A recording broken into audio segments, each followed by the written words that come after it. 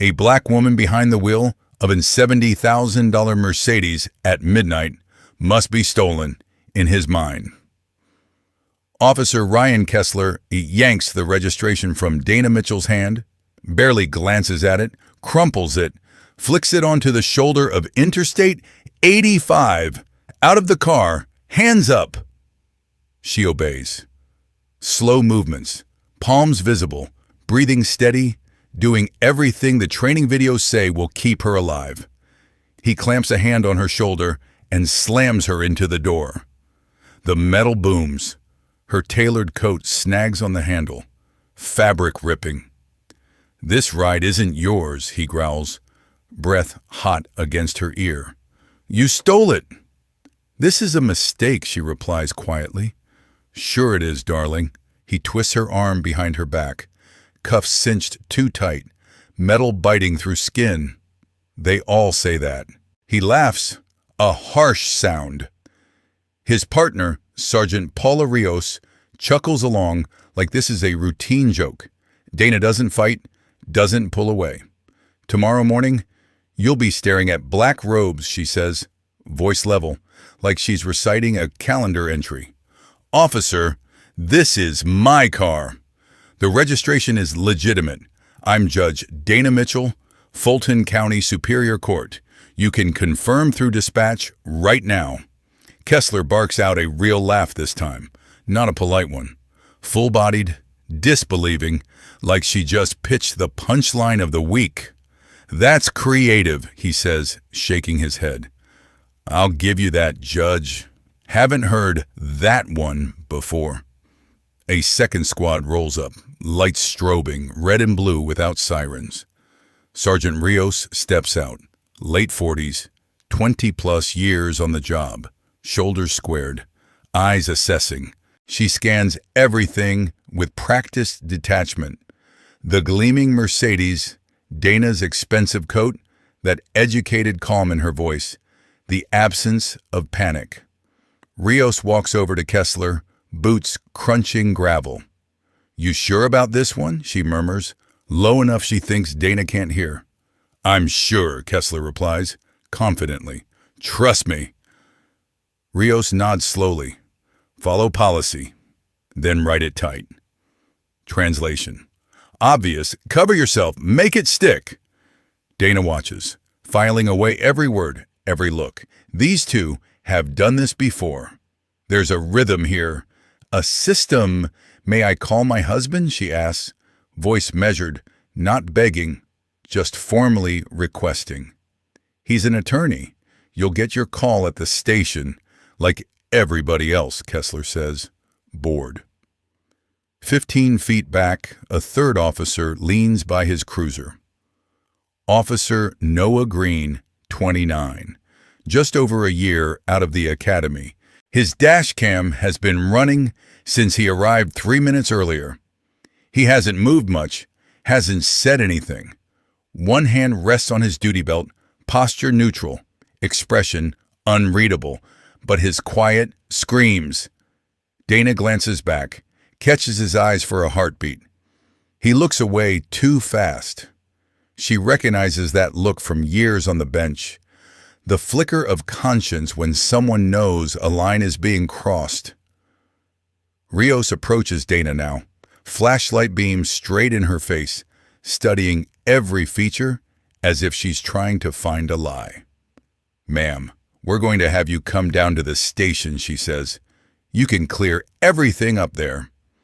"Clear what up?" Dana asks. "The vehicle is titled to me. Documents are valid. What exactly am I being arrested for?" "Suspicion this car's stolen," Kessler answers. "Too quick, too sure." "And we'll tack on impersonating a public official," he adds.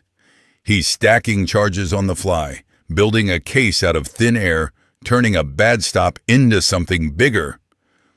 Dana closes her mouth. No use arguing. Not on the shoulder of a highway, 3 officers around her, traffic screaming by at 70. She'll let daylight and transcripts speak for her. There are other battlegrounds. This isn't the one. Kessler returns to his cruiser, drops into the seat, starts punching her information into the computer. License, registration, VN fingers tapping, impatient rhythms on the steering wheel while he waits. The radio crackles. Unit 52, dispatch. Female voice, calm, professional. Georgia registration, Charlie Mike, 5543 comes back valid to owner Dana Mitchell. Buckhead address, clean history, no warrants, no stolen report. You're clear to proceed. Kessler stares at the screen. The data refuses to align with his assumptions. Rios steps up to his window, leans down slightly. What did it come back? Clean, he mutters. But something's off. Rios nods like she expected that. Trust your instincts, she tells him. If it feels wrong, write it up and process. We'll sort it out inside. In the back seat, behind plexiglass, Dana listens to every word. Hands cuffed behind her, shoulders aching, she sits on the cold plastic bench. She heard dispatch loudly and clearly.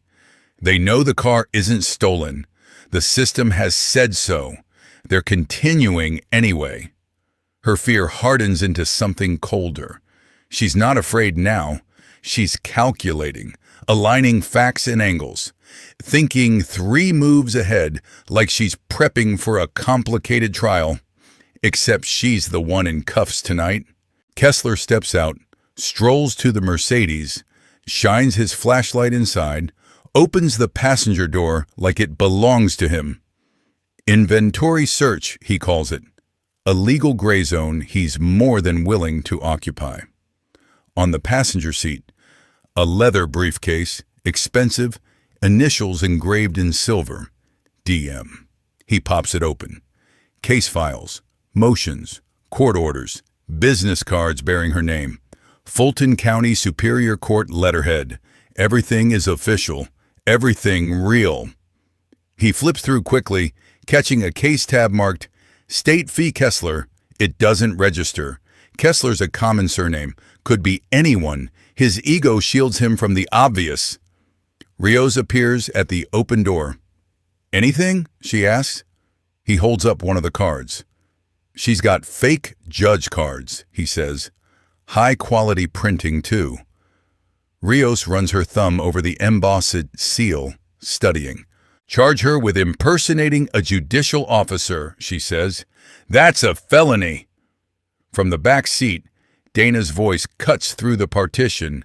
Every word honed. Officer Kessler. I strongly suggest you verify my identity with the courthouse before you go any further. This will not end the way you think. He snaps the briefcase shut, annoyed. They all say that, he tells Rios. Fancy cars, fancy stories, fake credentials. Rios nods once. Just make sure your narrative is tight, she reminds him. Furtive movements, suspicious behavior. You know the language. Behind them, Green shifts his weight from one foot to the other, energy buzzing under his skin. He clears his throat once, doesn't speak. His dash cam continues rolling. Every command, every shove, every contemptuous laugh quietly captured in high definition, time-stamped and irrefutable. Dana clocks his distance from the other two, the way he hangs back, not exactly part of the pack. He isn't intervening, but he isn't joking along either. He's a witness, like the jurors she watches every day. She mentally bookmarks him. Potential leverage later. Kessler starts his engine, pulls onto Interstate 85 toward the precinct. Rios follows in her cruiser, Green trailing behind. 3-car convoy, lights strobing. No sirens, just color splashed across the dark highway. The 15-minute ride passes mostly silent. Dana doesn't demand a supervisor, doesn't shout about rights, doesn't threaten lawsuits. That's not the game she's playing. She shuts her eyes, not to sleep, but to think. Every legal instinct firing, she maps out the morning like a chessboard. Arguing now is pointless. It might even give them ammunition later. They pull into the Sallyport. Concrete walls, metal doors, the smell of exhaust and disinfectant. Kessler parks first, Rios beside him, Green last, still quiet, still watching. Inside, Lieutenant Alan Mercer sits at the booking desk. 55, Night Watch Commander, multitasking with the reflexes of someone who's done this too long. He shuffles papers, signs forms, barely looks at faces passing his station. "You run her through the system?" Mercer asks without glancing up. Routine question spoken by habit. "Clean history," Kessler answers, "but the vehicle matches the profile we've been tracking. Luxury cars, late-night driving, nervous behavior." Mercer scrawls his signature across the form. Doesn't read, doesn't ask for details, just sends the paper sliding back. Book her, process, let day shift figure it out. One careless signature. That's all it takes. No follow-up questions, no curiosity about the judge claim. Dana is fingerprinted, photographed, her belongings cataloged, phone, purse, keys, watch, pieces of her everyday life slipping into a manila envelope, along with any illusion that this system polices itself. They escort her down a short hallway to a holding cell. Concrete walls, metal bench, stainless steel toilet. Another woman sprawls across the bench, drunk, snoring. Dana sits on the far edge, still in her $900 coat, posture erect, expression controlled. The door slams shut, metal echo bouncing down the corridor. She doesn't flinch. They grant her one phone call. Policy, not kindness. She picks up the wall phone under supervision, knowing every syllable will be monitored. Her husband answers on the second ring. Aaron Mitchell, corporate litigator, but fluent in the system's language. "Aaron, listen closely," she says, voice low, measured. "Don't ask questions and don't come here. Don't call anyone at the station either. Meet me at the courthouse tomorrow at 8:30. I'll explain everything then. Trust me." Silence on the line. She hears his urge to interrogate, to fix. "Are you safe?" he finally asks. "I will be," she answers. "I love you." She hangs up, ending the call. Back in the cell, she resumes her spot on the bench. The drunk woman snores louder. Fluorescent lights hum overhead, relentless.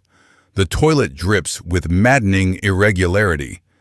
Dana closes her eyes again, not defeated, not broken, strategizing, letting anger sharpen instead of consume. At his desk, Kessler types his arrest report with smug efficiency, convinced he's nailed another good stop. He uploads his body cam footage afterward, as required. In the system, he notes, "Camera malfunction, audio only." The camera didn't fail. He killed the video on purpose mid-stop. Habit learned from veterans who didn't want everything preserved forever. He assumes audio died too, never checks. It didn't. Every word, every derisive chuckle, every biased leap is captured. Kessler signs off on his report, logs out, heads home, sleeps soundly, convinced the case is essentially done. He thinks he won tonight. Another black woman, another pricey vehicle, another profile confirmed in his mind, except this time, he is catastrophically wrong. The file will be read. The footage will be pulled. The chain of command will not be able to pretend they didn't know. Just not yet. Not while the city sleeps and Dana sits awake under buzzing lights, counting hours to morning court. At 6 a.m., a different desk sergeant wakes her, day shift now in place. He doesn't know the story, doesn't care. Charges pending review by the district attorney, he recites in a monotone. "You're released for now. Sign here to reclaim property." Dana signs, retrieves her phone, battery dead, of course, her purse, her keys. Dignity returns more slowly, piece by piece. She walks out into cold Atlanta morning air. She doesn't call Aaron for a ride. She doesn't need an audience. The Mercedes sits in the impound lot behind the building, technically processed but not retained. No stolen vehicle report exists. She unlocks it, slides behind the wheel, notes the scrapes along the door handle where the cuffs dragged when she was slammed against it. She doesn't react outwardly. She only registers it as physical evidence. She drives home along the same stretch of I-85, traffic thicker in early light. 30 minutes later, she turns into her Buckhead driveway, two-story colonial, manicured lawn that screams normalcy. Aaron's car is already there. He hasn't slept either. He opens the front door before she reaches it, relief flooding his face, chased quickly by anger and confusion. "Dana, what the hell happened? You sounded—" "Not now," she cuts in, brushing past him. "I need a shower and different clothes. Then I'll walk you through it."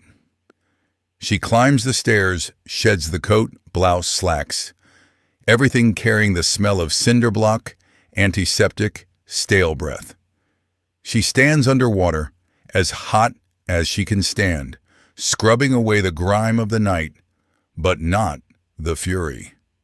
That clings, transforming into something powerful and focused. She towels off, opens her closet, and reaches for the garment bag holding her judicial robes, black fabric, weighty, unmistakable.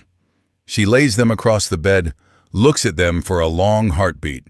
Armor, authority, her rightful place.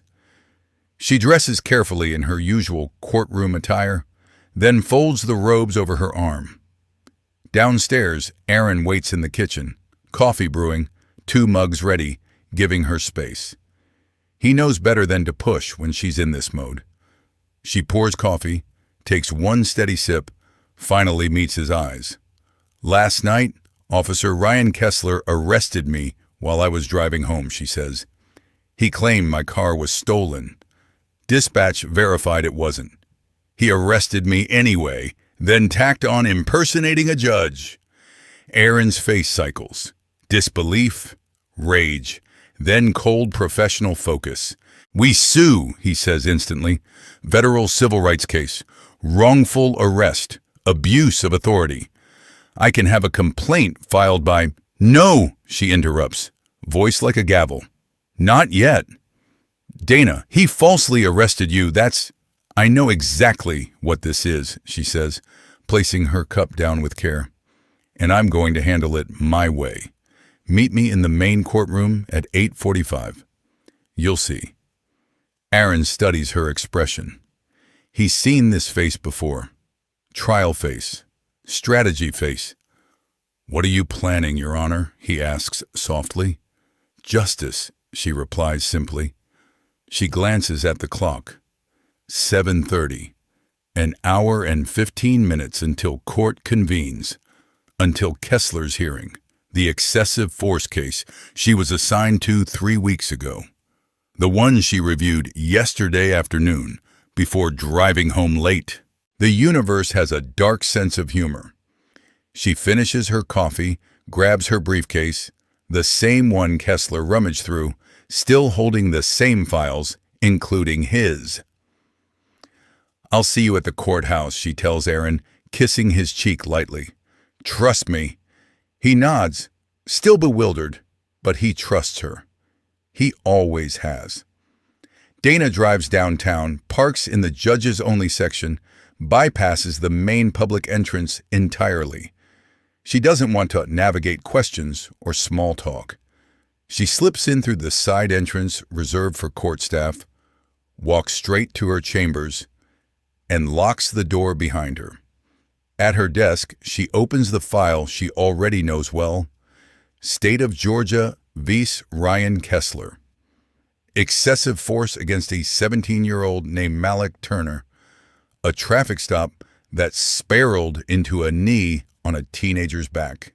The prior allegations painted Kessler as quick to escalate, impatient, fond of compliance techniques that tip toward brutality. She reads it all again, but differently now, through fresh eyes, through the eyes of someone who has felt his grip, his shove, his assumption of guilt. She isn't just the judge on this case anymore. She's evidence. She's Exhibit A in a pattern she didn't realize she joined. Her phone buzzes. Text from the bailiff. Courtroom ready. Parties arriving. Dana stands, slips into her robes, checks herself in the small mirror hanging by her bookshelf. The reflection shows composure, professionalism, no trace of holding cells or handcuffs. Underneath, rage simmers, cold and deliberate. In a few minutes, she'll mount the bench and face the officer who arrested her less than 12 hours earlier. He has no clue. None. She lifts her gavel, feeling its weight differently this morning. She doesn't need to rush toward civil litigation or cable news. She has something far more immediate: the law, her courtroom, her authority, and today, Officer Ryan Kessler is going to learn exactly what that means. 48 hours earlier, before any of this started, before bias and bad stops collided with inconvenient truth, Officer Noah Green stood ramrod straight at his police academy graduation. His father beside him, an immigrant who arrived from Ireland over 30 years ago with almost nothing, now running a modest construction company and still speaking with a thick accent. His father's hand rested heavily on Noah's shoulder, pride in his eyes, but layered with worry. You put on that badge so families like ours feel protected, not hunted, his father said quietly. Be the kind of cop we wished we'd met when we first got here. Not the type we were afraid of. Promise me that, Noah promised, without fully understanding the weight stitched into those words. He would. Soon enough, present day, 2 a.m., the same night Dana sat in that cell, Noah slumps in the precinct locker room, wired and exhausted. He can't shake what he saw on the highway. He pulls out his personal tablet, signs into the department portal, and accesses the file transfer from his cruiser's dash cam. Policy allows officers to review footage for report writing. Totally normal. He watches the stop unfold again. Spotlight flaring. Kessler's posture already aggressive. Decision made before he even reaches the driver's side window. Dana's hands stay glued to the wheel, fingers spread, perfect compliance. She offers documents immediately, steady voice, no fumbling, no hostility. Kessler barely glances at paperwork before escalating. Noah scrubs back through the footage, notices a critical detail. The moment Kessler slaps on cuffs comes before dispatch confirms anything. That's a clear procedural violation.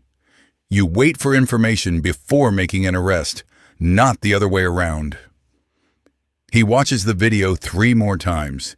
Each replay confirms what his gut already screamed.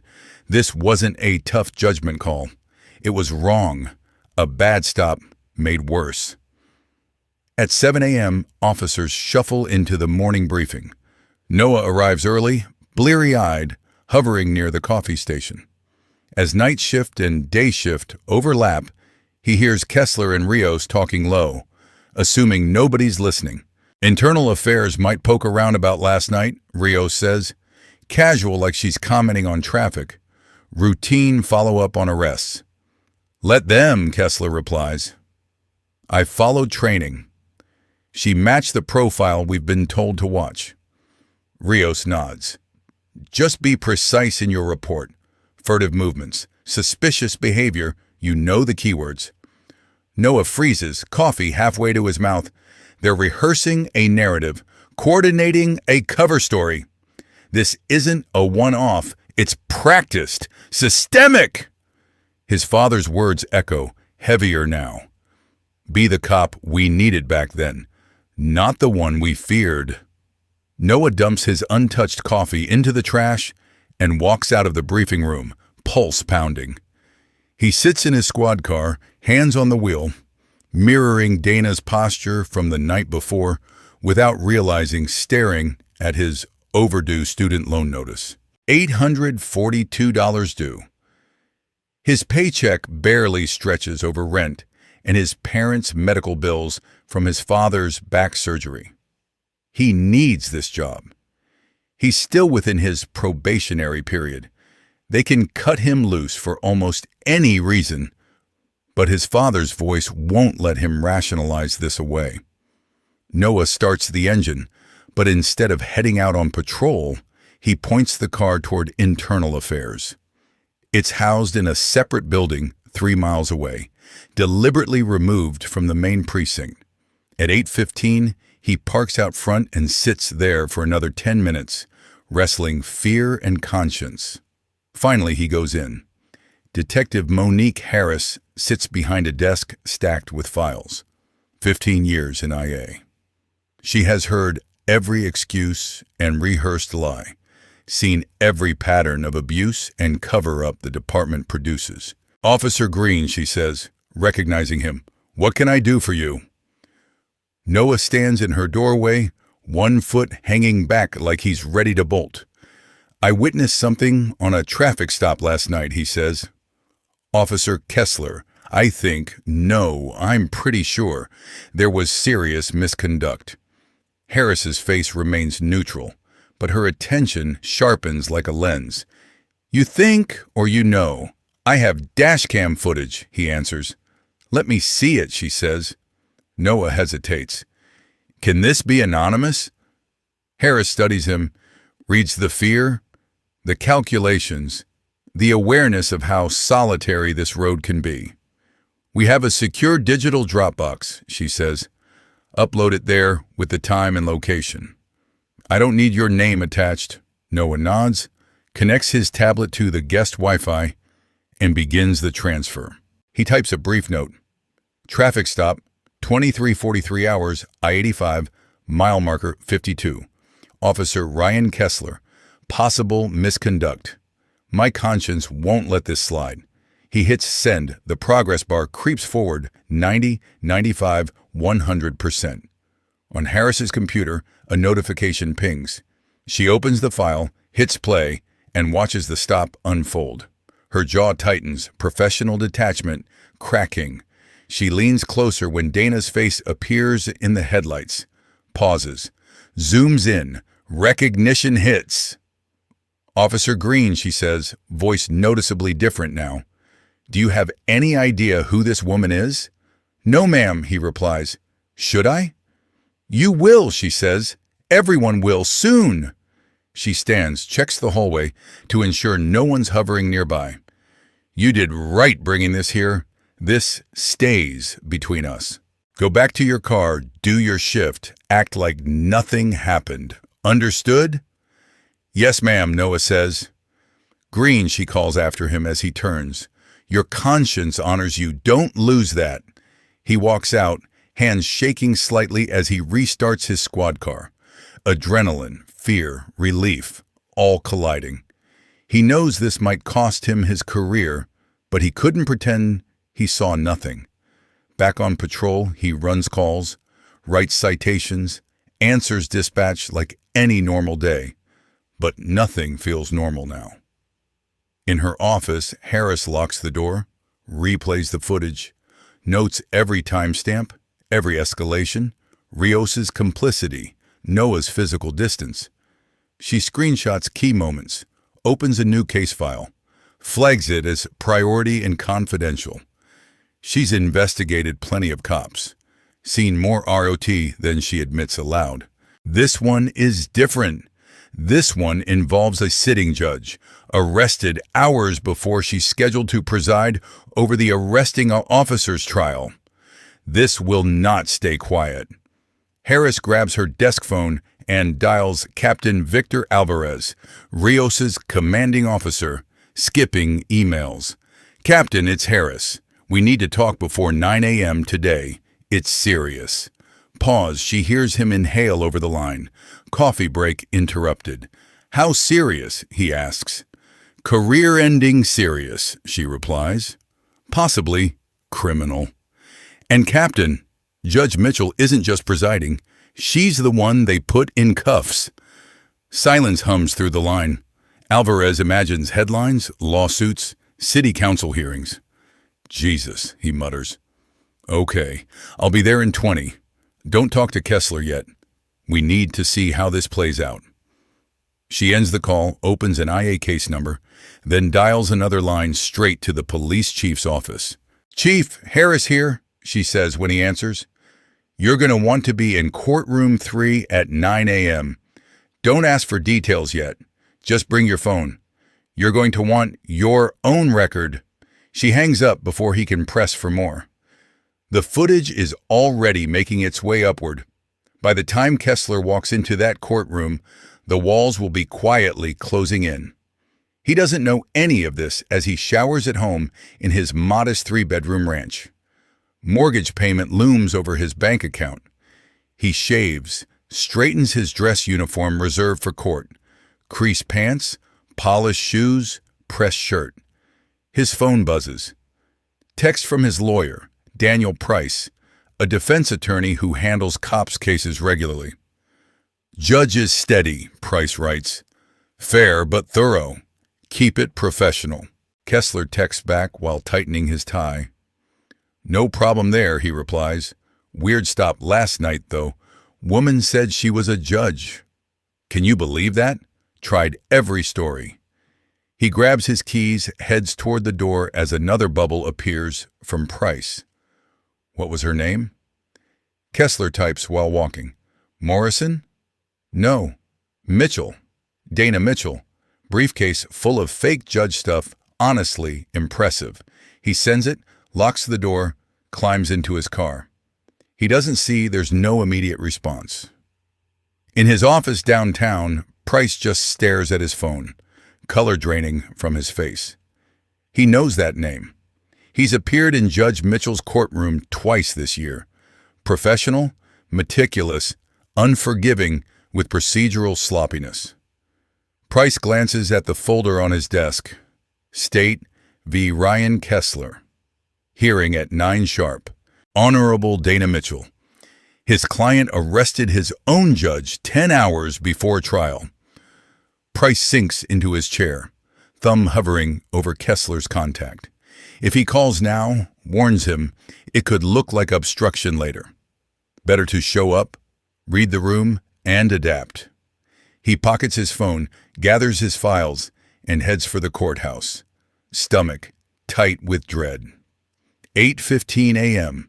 Back at Internal Affairs, Harris fires off a flagged email to Captain Alvarez. Request immediate hold on Kessler hearing until briefing. Evidence of serious misconduct. Night before trial. Judge involved. Recommend your presence in courtroom. Alvarez reads it, checks the time. 45 minutes until proceedings begin. He calls Harris right away. How bad is this, really, he asks, voice low. Harris doesn't sugarcoat. Bad enough to end careers, she says. Maybe more. And Captain, Judge Mitchell isn't just presiding, she's the one they put in cuffs. Silence hums through the line. Alvarez imagines headlines, lawsuits, city council hearings. Jesus, he mutters. Okay, I'll be there. Don't warn him. Let's see how Officer Kessler behaves when he figures out exactly who he dragged off the highway last night. In those few remaining minutes before 9, the entire machinery of the department quietly realigns. Emails circulate behind the scenes. Phones buzz. A few select people are told to find seats in courtroom 3. The rank and file have no idea. Kessler drives toward downtown, humming along to the radio, convinced today is just about defending one more tough call on the job. He still thinks the system favors him, and usually it does. But not when arrogance collides with the wrong target at the wrong time. Harris prints stills from the dash cam, slips them into a folder, and tucks it under her arm. Alvarez leaves his office with his coffee half finished. Chief Raymond Blake grabs his coat, bewildered but intrigued. None of them are prepared for just how composed Dana will look when she takes the bench. They imagine anger, visible outrage, a demand to recuse herself. They're not ready for a judge who understands the rules better than anyone in that room and intends to use them, precisely and publicly. In the mirror of her chambers, Dana adjusts her collar, smooths her robes, and allows herself one long, steady breath. She's not simply presiding over State versus Kessler now. She's presiding over a reckoning. The bailiff knocks softly. "Ready when you are, Judge." Dana picks up her gavel, her briefcase, and the memory of Kessler's hand on her shoulder. She opens the door and steps into the narrow hallway leading toward the courtroom. Every stride feels deliberate, measured. She's walked this path hundreds of times before, but today each footfall carries the weight of everything that happened between midnight and dawn. On a different floor, Noah steps off the elevator and hesitates near the back corridor entrance to Courtroom 3. Harris told him nothing concrete, but his gut says this is about that video. He's not sure whether he belongs in the gallery or back on patrol, but his feet drift toward the courtroom doors anyway. His father's words whisper in his mind, more insistent than any departmental directive. Near the security checkpoint, Kessler strides in with practiced confidence, Price at his side. They chat softly about strategy, jury attitudes, the importance of appearing calm. Kessler scans the hallway, not recognizing the nervous young officer hovering by the doors or the senior brass arriving unusually early. Why are Alvarez and the chief here? He wonders briefly, then shrugs. Maybe they're just keeping an eye on IA. Price's phone buzzes with a message from a colleague. "You in courtroom 3 too?" Hearing just got interesting. Price pockets the phone, jaw tight. He still hasn't told Kessler. Not sure there's any gentle way to say, "You arrested your judge last night." Instead, he pats Kessler's arm. "Remember, courteous, professional, remorseful where necessary. Let me handle any surprises. You stay in your lane, okay?" Kessler nods, missing the irony entirely. The courtroom begins to fill. Reporters aren't here. No one outside this building knows yet, but the scattered presence of high-ranking uniforms makes the air hum. Noah slips into a back row, hat in his hands. Harris sits near the aisle, folder on her lap. Alvarez and Chief Blake take seats where they can see both the bench and the defense table clearly. The bailiff's command rings out. All rise. The room stands. Dana walks in from behind the paneling, robes swaying, face composed, professional. Kessler's first glance is casual, just another judge. Then recognition trickles in, slow and sickening. The woman on the bench is the same woman he slammed against cold metal barely 10 hours ago. His throat goes dry. For the first time in a long while, he is speechless. Price feels him stiffen. He follows Kessler's gaze, eyes landing on Dana. He realizes instantly that whatever he'd hoped to control has already spiraled beyond him. Judge on the bench, if victim in the case. Same person. Harris watches Kessler's face closely, committing every flicker of panic to memory. Alvarez leans back, mutters under his breath, "This is going to be ugly." Chief Blake just exhales slowly, bracing. In a conference room nearby, Alvarez had asked Harris one last time on the phone, "How bad is this, really?" Her reply had been unflinching, bad enough to end his career, potentially criminal. And Captain, Judge Mitchell is the one he put in cuffs. The line had gone quiet as Alvarez absorbed it. The liability, the headlines, the political fallout. All right, he'd said finally. Don't warn him. Let's see exactly who he is when he realizes what he's done. Already on my list, Harris had told Alvarez. We need his first reaction preserved. Shows what he knew and when. Alvarez ended the call, grabbed his blazer, told his assistant to wipe his calendar. Emergency. He headed for the courthouse. 8:45 a.m., main entrance. Officer Ryan Kessler pulls into the public lot, leaves his gun and badge locked in the trunk, walks through security like any other defendant. He spots other uniforms in the hallway, officers waiting for their own hearings, testifying in other cases. They nod at him, clap his shoulder, murmur good luck. He isn't worried. In his mind, he followed training. The teenager in his case was resisting. He did what cops do. Defense attorney Daniel Price arrives 5 minutes later, briefcase in hand, expression carefully blank, as he walks toward Kessler.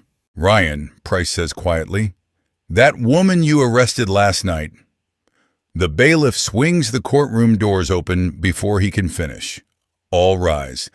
The Honorable Judge Dana Mitchell presiding. Kessler steps through still talking, eyes on his notes, not on the bench.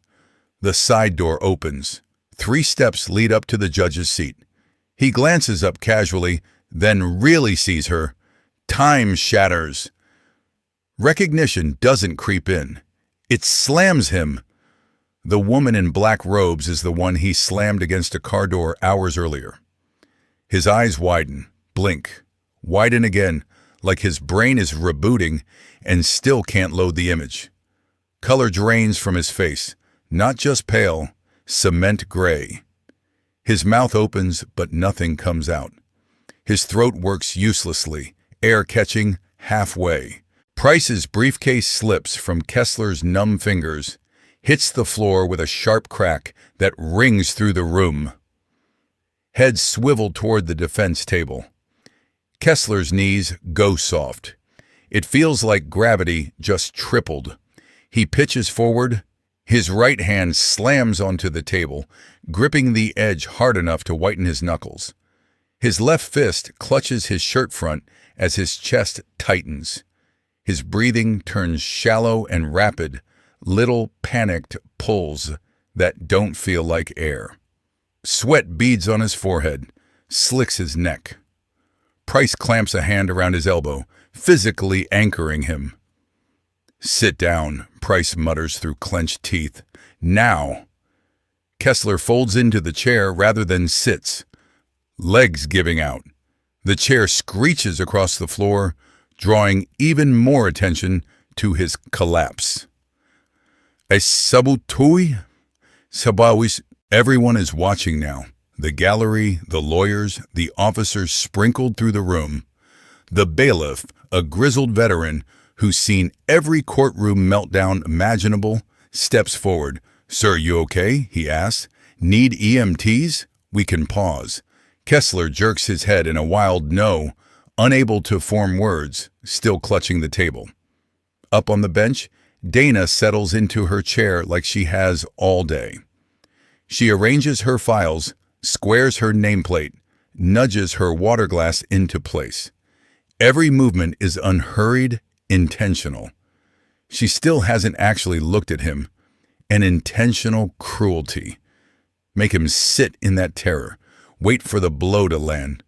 Whispering ripples through the gallery. What's wrong with that cop? Is he sick? In the back row, Captain Alvarez holds his phone up, recording.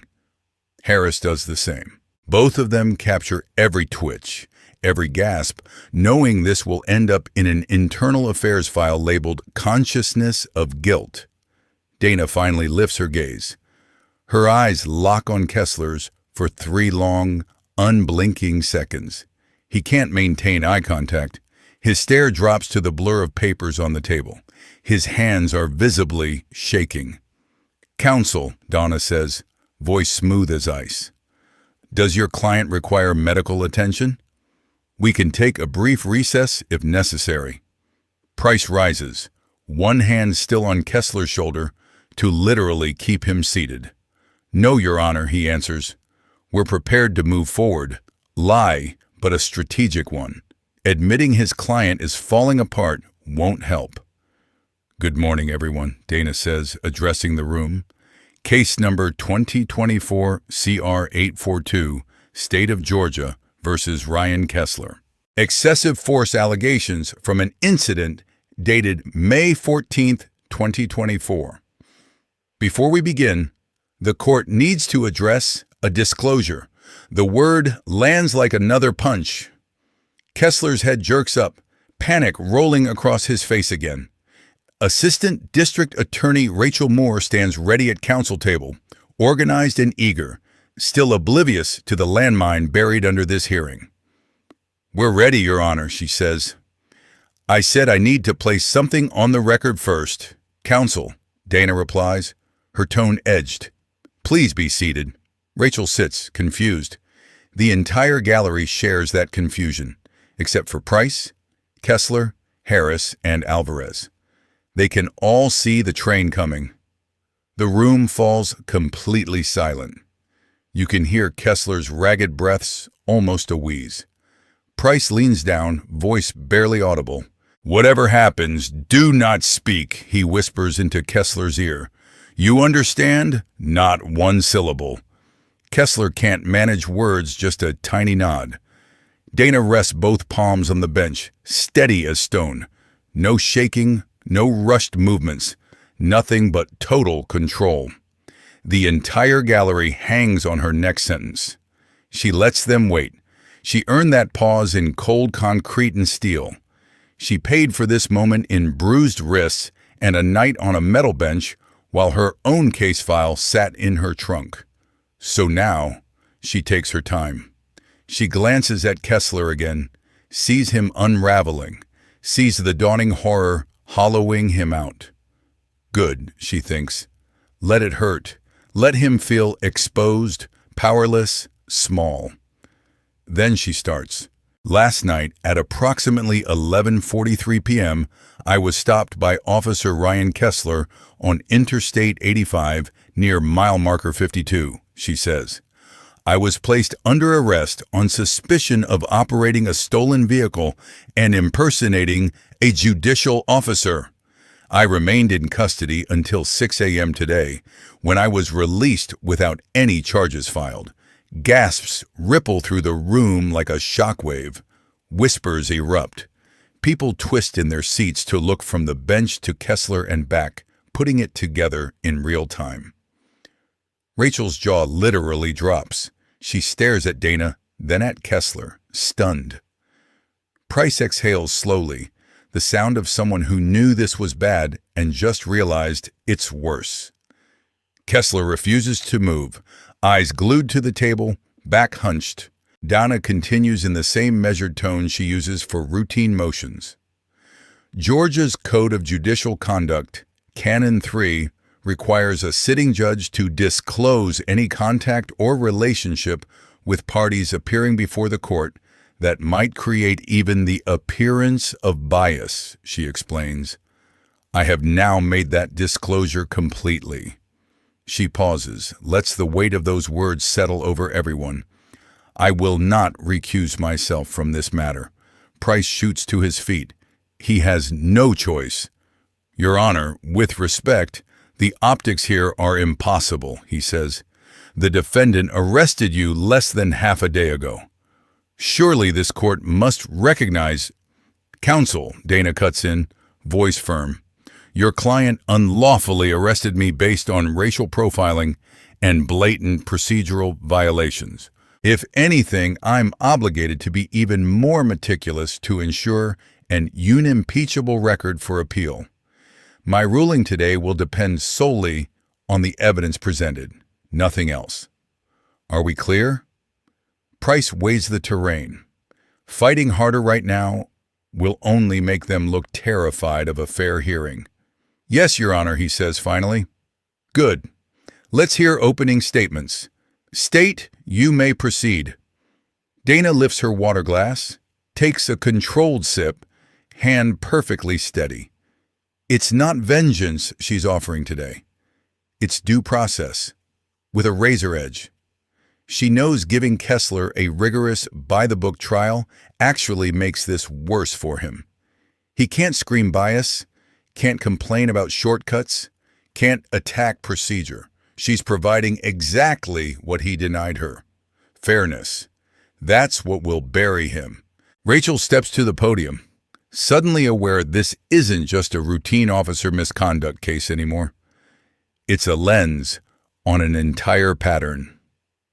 Your Honor, the state will show that on May 14, 2024, Officer Ryan Kessler used unlawful force during a traffic stop involving 17-year-old Malik Turner, she begins. The screen flashes to life with body cam footage from that earlier stop. Different night, same style. Kessler's voice loud, commands barking. Malik's hands visible, movements tentative, scared. Malik is ordered to produce his registration. He reaches slowly, and Kessler explodes out of the driver's side, yanks the door open, drags the teen out, forces him down, knee grinding into his back. Malik cries out, insists he's not resisting. The video shows fear, not aggression. Malik testifies, still baby-faced for 19 now, but his eyes older. I did what he told me, he says, staring at the jurors. I was shaking because I was scared. I wasn't trying to run or fight. Price cross-examines, leans on training language. Officer Kessler perceived furtive motions and potential resistance, correct? Malik shakes his head. I was just scared, he repeats quietly. Price outlines the standard defense. Split-second decisions, officer safety, fluid situations. Dana listens, but she's no longer just absorbing facts. She's seeing the pattern she couldn't fully grasp from the file alone. She's felt it now, on the side of a highway. Hands up, everything by the book, and none of it mattering. She leans forward slightly, signaling she's about to change the tempo. I'd like a fuller picture of the defendant's conduct over time, she interjects. Ms. Moore, are there additional incidents involving Officer Kessler with similar allegations? Rachel hesitates. Your Honor, there are documented complaints, but they were closed by supervisors before reaching this stage. I'm not inquiring about closed complaints, Dana clarifies, voice crisp. I'm asking about documented stops, arrests, interactions. Rachel nods slowly. We can request those records from the rear doors open. Detective Monique Harris strides in, walking straight up the center aisle, a sealed folder in one hand, the weight of internal affairs in the other. Detective Harris, Dana says, acknowledging her. Please state your name and assignment for the record. Harris does. Then she raises the folder slightly. Your Honor, Internal Affairs received evidence within the last 24 hours of conduct by Officer Kessler that demonstrates a pattern relevant to today's charges, Harris says. I have video, audio, and a preliminary analysis prepared. Price springs up again. Your Honor, this is beyond irregular. We've had no opportunity to review. Counsel, this incident occurred approximately 10 hours ago, Dana replies. There hasn't been time for formal discovery. I'm admitting it under my discretion as pattern evidence directly tied to this case. Your objection is preserved for the record. Price sits, shoulders stiff. The train is still moving. Harris passes a USB drive to Rachel. Dash cam footage from last night, 11:43 p.m., she explains. From Officer Noah Green's unit, positioned behind Kessler. The courtroom screens light up with fresh video. The Mercedes pulled over on the shoulder, spotlight washing the rear window. Harris narrates, voice flat. Subject vehicle, Mercedes E-Class. Driver immediately places both hands on the wheel. Full compliance visible. The footage shows Dana handing over registration the instant it's requested. Kessler glances, tosses the paperwork aside, escalates almost instantly to physical control. The gallery reacts audibly, gasps, curses under breath. Some people in the rows recognize their judge in that grainy footage, cuffed and spun like a suspect. They see Kessler wrench her arm, shove her into the door, hear her involuntary gasp of pain. They see Sergeant Paula Rios arrive, observe, and greenlight the arrest. Noah appears in the background, physically present, but clearly uneasy. From the bench, Dana speaks like she's describing an exhibit that isn't her own body. "That is me on the recording," she says. "Note the timestamp. Note that I produce registration immediately upon request.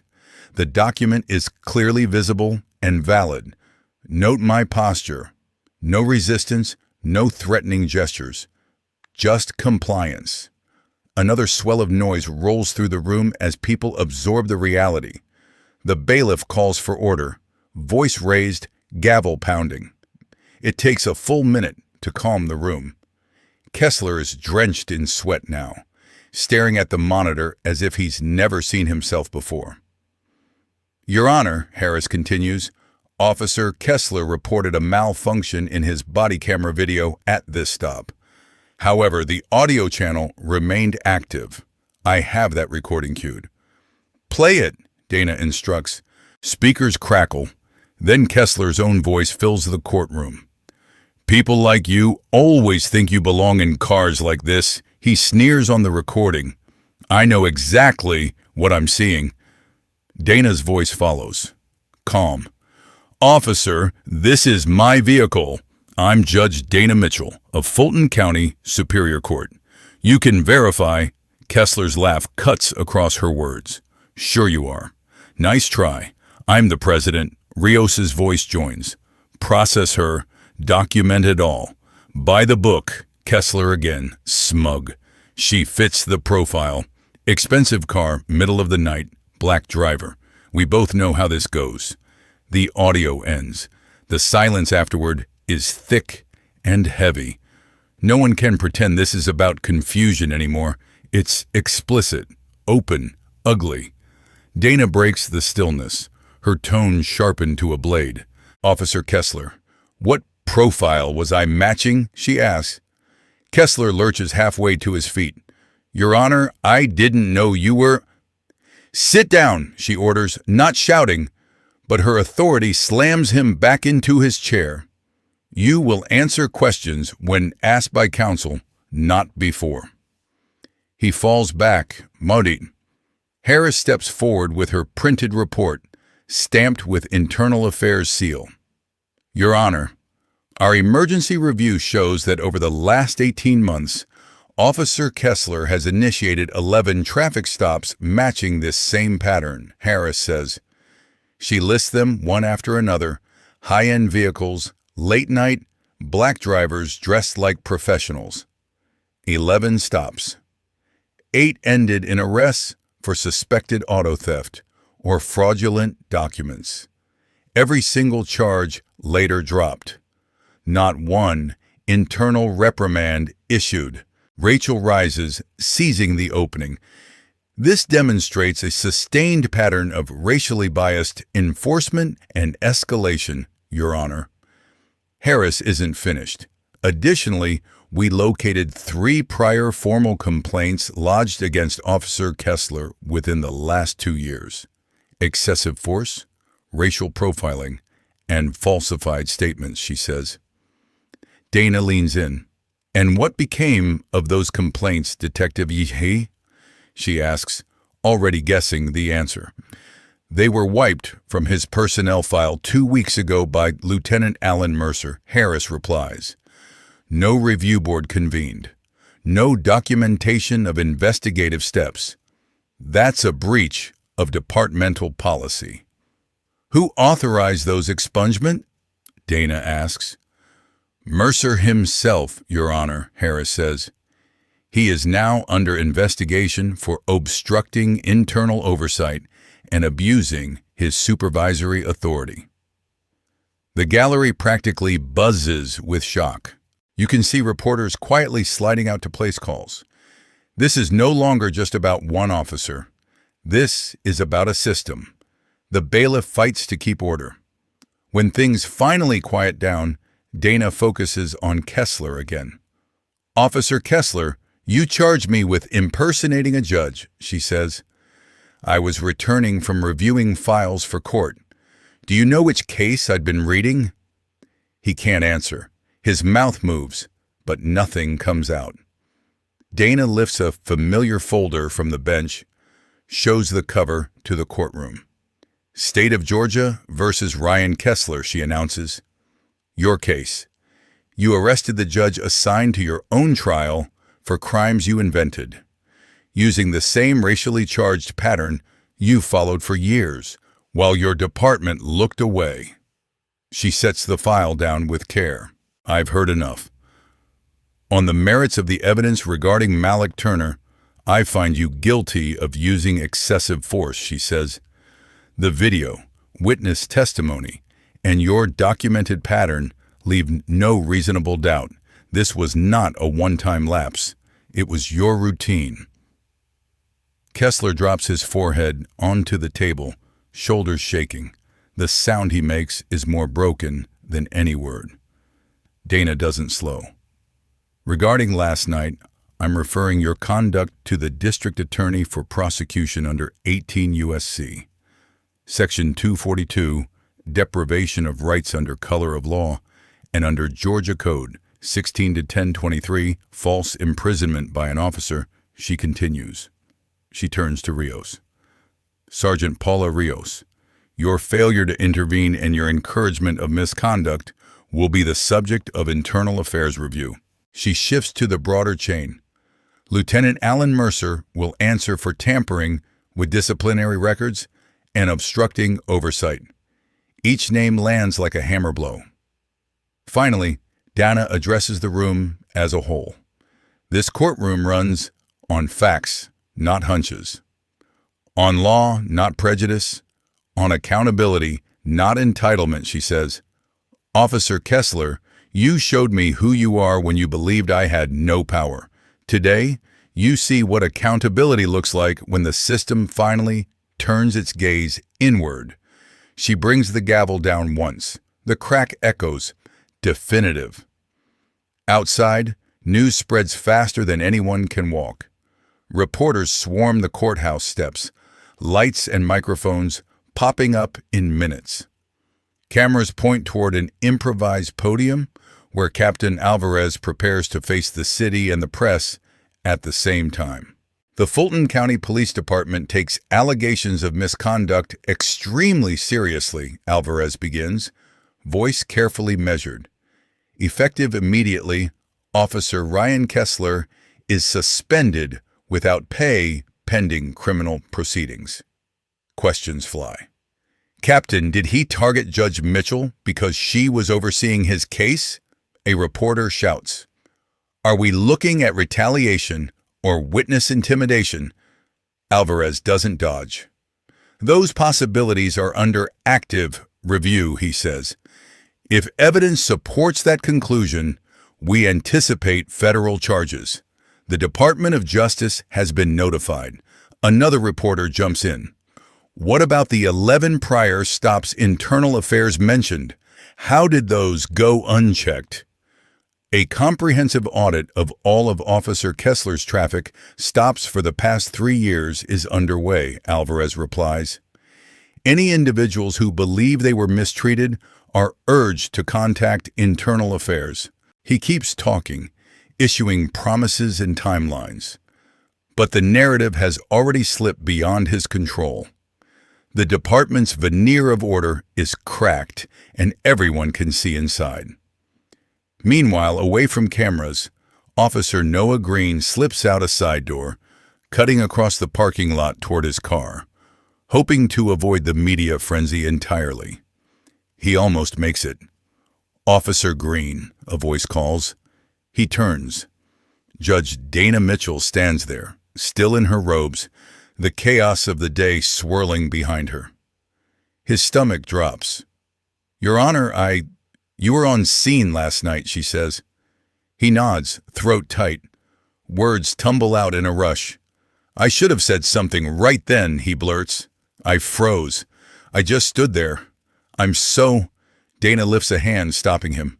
"But you didn't stay frozen," she says. "You turned over the recording. That took more courage than most people work up in a lifetime. You risked your job, your paycheck, your family's security." Noah's eyes burn. He expected anger or contempt, not this. "My dad always told me," he says softly, "be the kind of cop people hope shows up, not the kind they dread." I couldn't pretend I didn't see it. "Your father did right by you," Dana says. "This department needs more officers who understand that, not fewer. Remember that when this gets ugly." "Will it?" he asks. She nods. "Colleagues will ice you out. Some will call you names. But you'll sleep at night. You'll build a career you don't have to excuse. That matters more." Noah nods, absorbing it. When he walks to his cruiser, his shoulders are straighter than they were that morning. 1 week later, the consequences fall like stacked dominoes. Kessler is terminated swiftly, then booked into county jail on federal civil rights charges under 18 U.S.C. 242. The potential sentence runs 3 to 10 years. A judge sets bail at $50,000, but he doesn't walk free. Prosecutors argue he's a danger to the public. The court agrees. He remains locked up, staring at concrete instead of highways. The irony doesn't miss anyone. Sergeant Rios is suspended for 30 days without pay, stripped of rank, bumped back to basic patrol. She's slapped with mandatory bias and de-escalation training, transferred to a new precinct, and placed on an 18-month probationary leash. One more misstep ends it. Lieutenant Mercer is offered a bitter choice: resign quietly and keep a reduced pension, or be fired for cause and lose nearly everything. He takes early retirement, but the numbers hurt. His monthly payout drops by hundreds, cost compounding over decades. At 55, he's looking at a massive lifetime loss. The FBI opens a pattern and practice investigation into the department's traffic enforcement. Consent. Decree becomes a real possibility. Federal civil rights attorneys begin combing through stop data. Oversight isn't hypothetical anymore. It's coming. 2 weeks after the verdict, Dana sits in her chambers facing the police chief and his deputy. Both men look like they'd rather be anywhere else. "Judge Mitchell," the chief begins, "on behalf of the department, I want to formally apologize for what apologies without change are just words," she says flatly. "Here's what matters." She slides a typed document across the desk. They scan it. The list is long, detailed, uncompromising: mandatory department-wide bias and de-escalation training, not as punishment, but baseline. Updated stop and search protocols. Independent civilian oversight. Body camera policies rewritten, so deactivation triggers automatic review by an outside auditor, not an internal supervisor. Demographic breakdowns of traffic stops published quarterly in a public, searchable database. The chief frowns as he reads. "Judge, some of this requires council approval, budget hearings. I can't just—" "Then get the votes," Dana says. "Get the funding. Or I send this whole record, every second of that footage, to the Justice Department as a formal request for federal intervention. Your choice, Chief." He hesitates, then nods slowly. "I'll need 6 months to roll this out." "You have 4, she replies. "Monthly written updates to my chambers. No spin, just progress. The chief signs the acknowledgement, leaves with the deputy in tow. When the door closes, Dana lets out a breath she didn't realize she'd been holding. It's a start. Not enough, but real. In the hallway later that week, she hears someone call her name. Judge Mitchell. She turns to see Malik Turner approaching, looking older and lighter. "Thank you," he says, holding up a paper, "for what you did for that officer and for me." The document is his expungement order. "You took my arrest off my record." "You never should have had one," Dana answers. "What are you up to now?" "Community college," he says. "Studying criminal justice, thinking about law school, maybe prosecution." Dana smiles. "Genuine. Good. We need people who know both sides of this system." She hands him a card. "When you're ready to apply, call me. I'll write that letter." Malik grins, pockets it, and walks away into a future that isn't chained to one bad night. That's why she stays in this job. Not for the sentences, not for the headlines, but for the handful of people like Malik who survive contact with the system and decide to change it. 3 weeks later, at Internal Affairs, Harris reviews a transfer application. Officer Noah Green is requesting reassignment into IA, something most cops avoid like the plague. Youngest applicant they've ever had. She calls him in. "You understand this isn't a popularity contest," she says. "People will hate that you're here." "Why do you want this?" "Because someone has to do it," Noah answers. "And I know the cost of staying silent now." Harris studies him for a moment, then nods. "You're on as a probationary detective for 6 months, she says. "Don't make me regret this."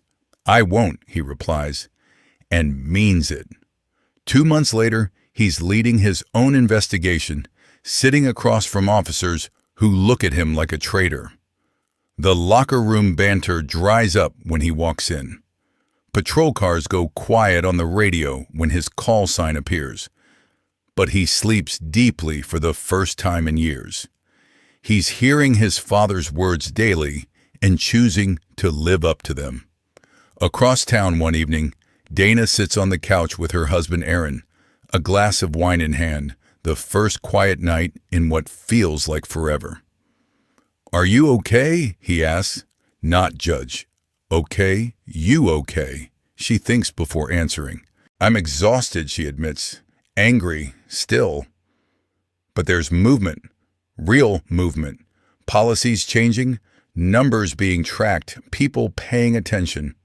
We kicked something loose in a system that likes to stay still. Aaron squeezes her hand. "What you did wasn't just survival, was it?" he says. "It was about everyone who doesn't have your gavel." "Exactly," she says. "People get pulled over every day, know it's wrong, and have no leverage. I had leverage.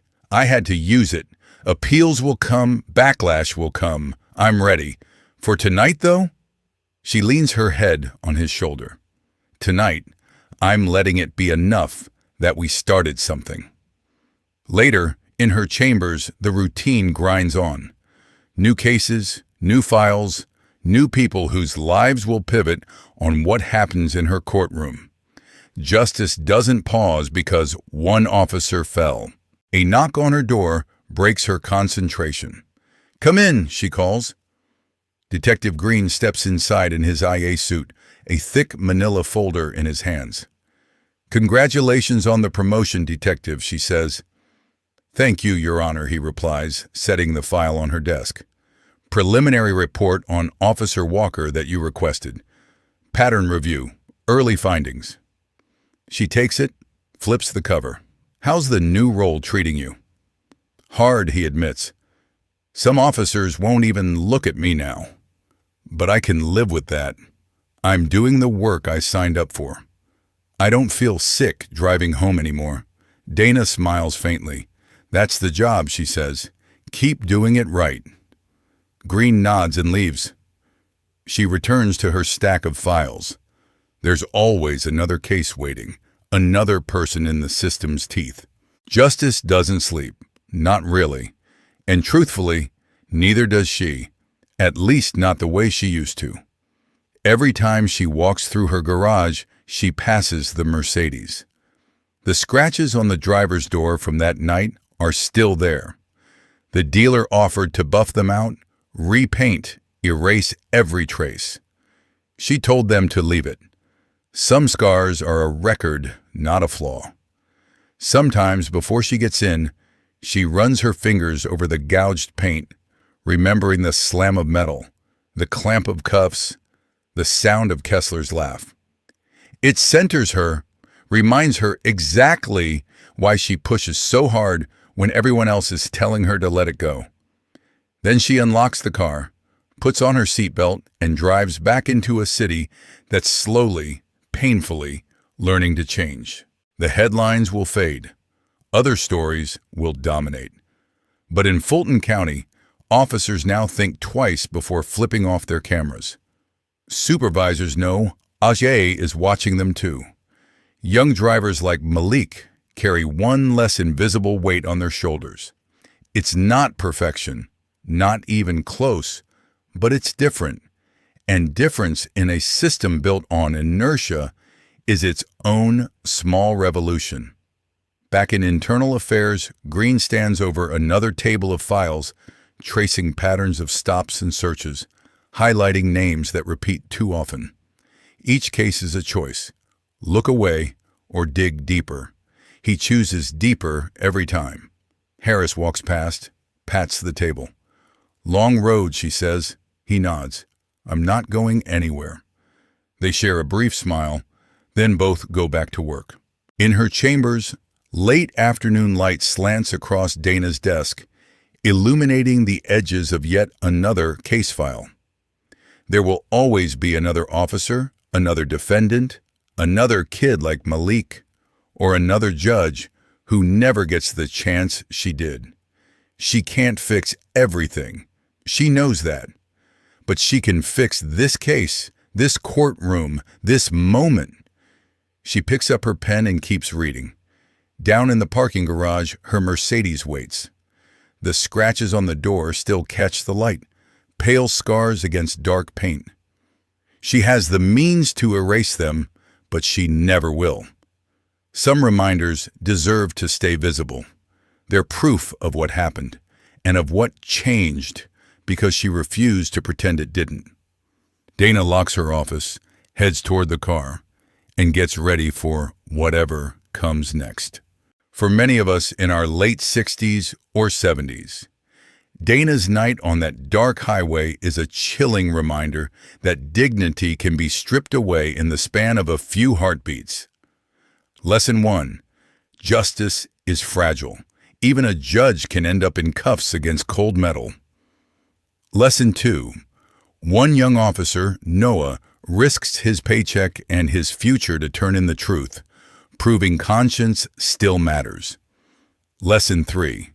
Real change is slow, like healing after surgery, but reforms, investigations, and boys like Malik choosing law over bitterness show that our long fight was not in vain. My friends, especially those of you 65 and older, I'd truly love to hear from you. After listening to Dana's story, the humiliating traffic stop, the brave young officer who spoke up, and the slow push for real reform, what part touches your own memories the most? Does it remind you of moments when you felt powerless, or times when you finally stood up and said, "Enough"? Please share your thoughts, stories, and hopes in the comments below. And if this message speaks to you, please like the video, subscribe to my YouTube channel, and share it so more people can find strength and wisdom here.